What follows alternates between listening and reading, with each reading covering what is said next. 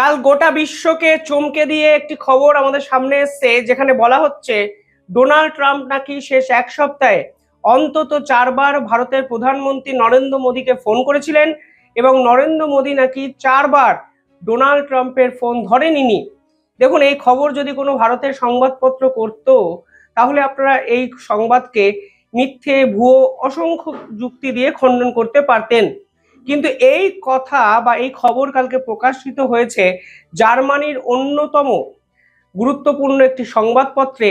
তারা পরিষ্কার বলেছে যে মোদি ফোন ধরেননি ডোনাল্ড ট্রাম্পের। আমি জার্মানি সংবাদপত্রের পেপার কাটিংটি আপনাদেরকে দেখাবো এবং দেখুন, এখানে জার্মানের অনুবাদ আমি ইংরেজিতে করার চেষ্টা করেছি, যেখানে বলা হচ্ছে Trump calls Modi does not pick up. অর্থাৎ জার্মানির পক্ষ থেকে এই খবরের সত্যতাকে স্বীকার করা হয়েছে। জার্মানির অন্যতম বিখ্যাত একটি সংবাদপত্র এই খবরকে ব্রেক করেছে এবং পরিষ্কার বুঝিয়ে দিয়েছে যে ডোনাল্ড ট্রাম্পের বর্তমান যে দৈন্যদশা, সেই দৈন্যদশার পাল্টা ভারতও কিন্তু দিতে চলেছে এবং ডোনাল্ড ট্রাম্পের এই চমকানি ধমকানি হুমকি হুঁশিয়ারি কিছুতেই ভারত মাথা নত করতে রাজি নয়। পাশাপাশি এই গোটা প্রতিবেদনে কিছু উল্লেখযোগ্য জিনিস আছে। ইউরোপীয় ইউনিয়নের প্রেক্ষাপটে ডোনাল্ড ট্রাম্প এবং মোদির এই সংঘাত, মানে ভারত ও আমেরিকার এই সংঘাত আসলে গ্লোবাল সাউথ এবং গ্লোবাল নর্থের যে পরিবেশ তা যে কতটা খারাপ জায়গায় নিয়ে গেছে তা কিন্তু এই সংবাদপত্রের এই প্রতিবেদনে ছত্রে ছত্রে ব্যাখ্যা করা হয়েছে। 3 থেকে 4টে পয়েন্ট অত্যন্ত গুরুত্বপূর্ণ। আমি এগুলোকে বলে আরো একটি বিস্ফোরক খবর এই প্রতিবেদনের সঙ্গে আপনাদের সামনে পেশ করব।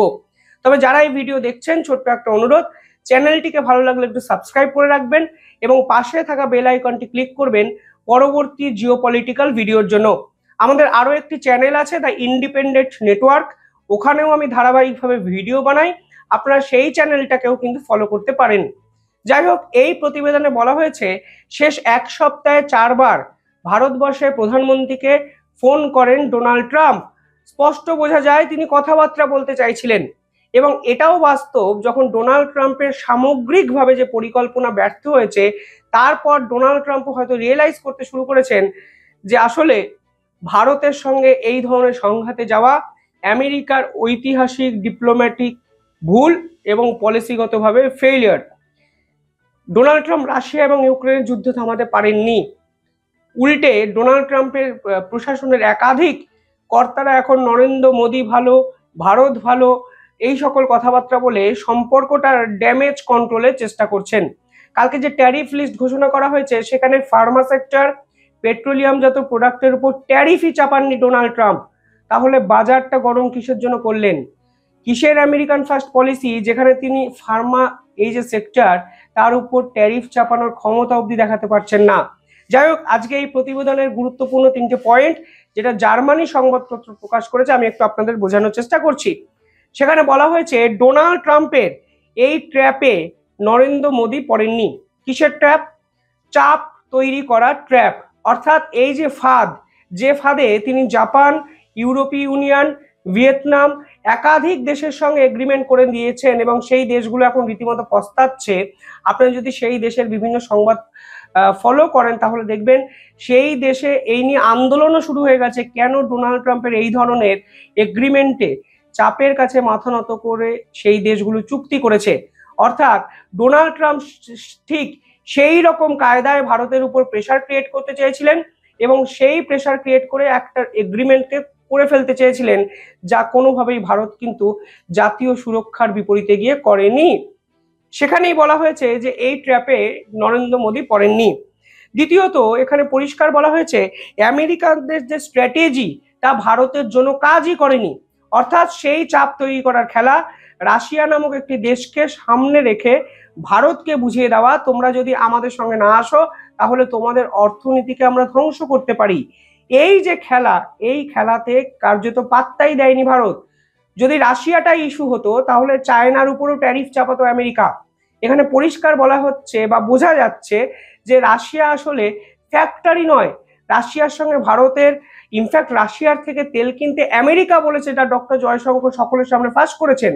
ফলে Russia is not a major factor on this particular situation.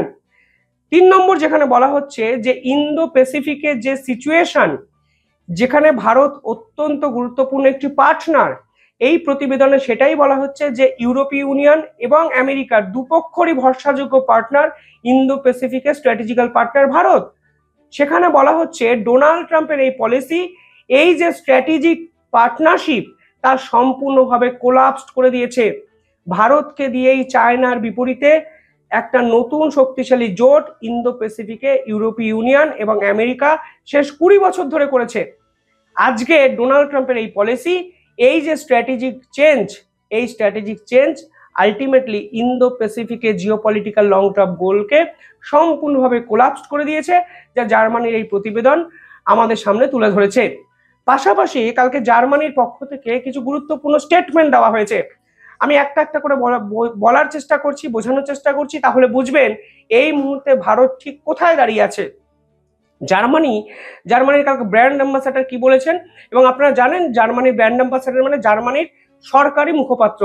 তিনি বলেছেন অবস্টাকেল টু ফ্রি ট্রেড, অর্থাৎ ডোনাল্ড ট্রাম্পের এই পলিসি আসলে গ্লোবাল যে অর্থনৈতিক চেন, ট্রেড সাপ্লাই চেন, সেই সাপ্লাই চেনে ধাক্কা দিয়েছে, যেটা আমরা সমর্থন করি না।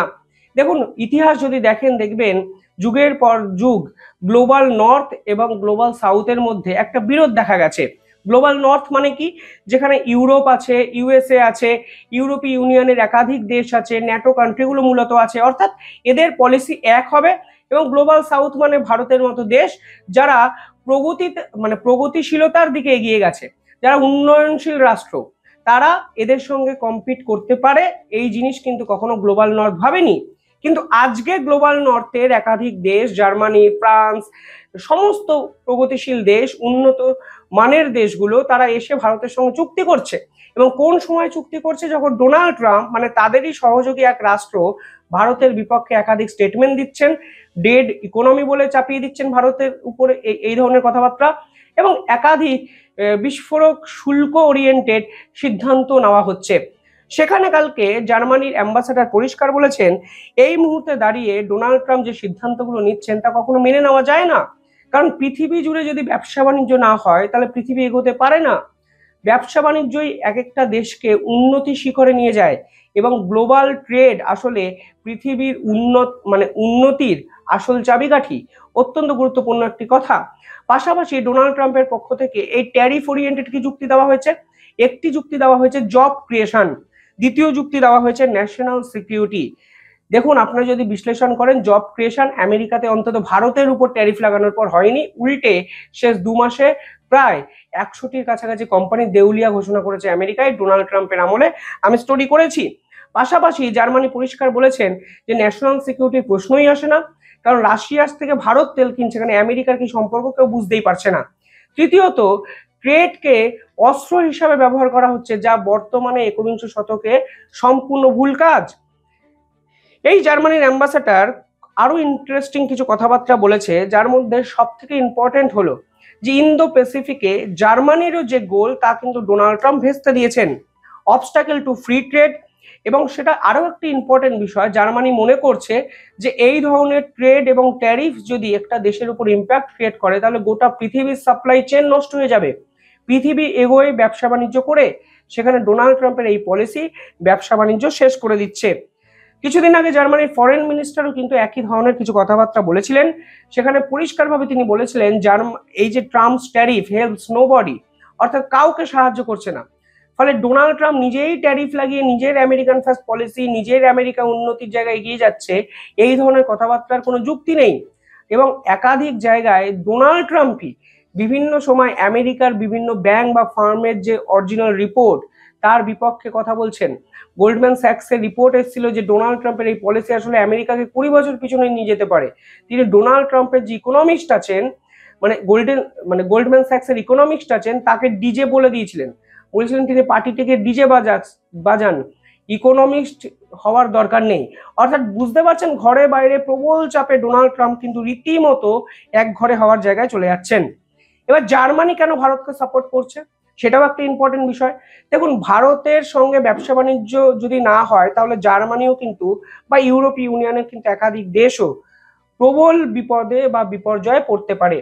জার্মানির যে ইকোনমি, তার সিচুয়েশনটা হলো পুরোটাই ওদের export driven economy. Automobile sector, machinery, chemical oriented parts তারা বেশি এক্সপোর্ট করে। অর্থাৎ ইকোনমিক্যাল যে সাস্টেনেবিলিটি জায়গাটা জার্মানি তৈরি হয়েছে, তার মূলত কিন্তু মূলে আছে এক্সপোর্ট। পাশাপাশি এই মুহূর্তে আপনারা যদি দেখবেন তারা গ্লোবালি একাধিক বিষয়ের উপর কিন্তু ডিপেন্ড করে আছে। তারা ওপেন গ্লোবাল মার্কেট চায়, আর ওপেন গ্লোবাল মার্কেটটাই ডোনাল্ড ট্রাম্পের এই ট্যারিফের ফলে কিন্তু ক্ষতিগ্রস্ত হয়েছে। পাশাপাশি জার্মানির পক্ষ থেকে বলা হয়েছে, আমরা ব্যবসা বাণিজ্য করতে চাই সব দেশের সঙ্গে, কিন্তু আমরা WTO রুল মেনে করব। আমরা ওয়ার্ল্ড ট্রেড অর্গানাইজেশনকে বাইপাস করে এই ধরনের ট্যারিফ খেলায় মেতে থাকতে পছন্দ করছি না। অর্থাৎ ভারত যা বলেছে, জার্মানি মানে ডোনাল্ড ট্রাম্পের অত্যন্ত ঘনিষ্ঠ এক সহযোগী রাষ্ট্র সেই কথাগুলোই কিন্তু কালকে পরিষ্কারভাবে বলল। পাশাপাশি তারা জানে ইন্ডিয়া হলো জায়ান্ট কনজিউমার, এবং এই জায়ান্ট কনজিউমার মার্কেটকে যদি আমি চায়নার বিপরীতে ধরতে পারি, তাহলে কিন্তু আমাদের ব্যবসা বাণিজ্য, আমাদের স্ট্র্যাটেজি সমস্ত কিছু কিন্তু উন্নতির জায়গায় যাবে। লস নেই কিছু, সবটাই লাভ। পাশাপাশি কালকে সেই খবর যেখানে বলা হচ্ছে মোদি ডোনাল্ড ট্রাম্পের ফোন ধরেননি। অর্থাৎ বুঝতেই পারছেন, ঘরে বাইরে প্রবল বিক্ষোভের মুখে ট্রাম্পও বুঝে গেছেন যে এই ট্যারিফ খেলা আসলে তিনি জিততেই পারবেন না, এবং পারবেন না জেনেই কালকে পেট্রোকেমিক্যাল প্রোডাক্ট এবং ফার্মাসিউটিক্যাল যে ইন্ডাস্ট্রি আছে তার উপর শুল্কই চাপানোর ক্ষমতা দেখালেন না ডোনাল্ড ট্রাম্প। যাই হোক, কমেন্টে জানাবেন আপনারা কিভাবে দেখছেন পুরো বিষয়টি। ধন্যবাদ।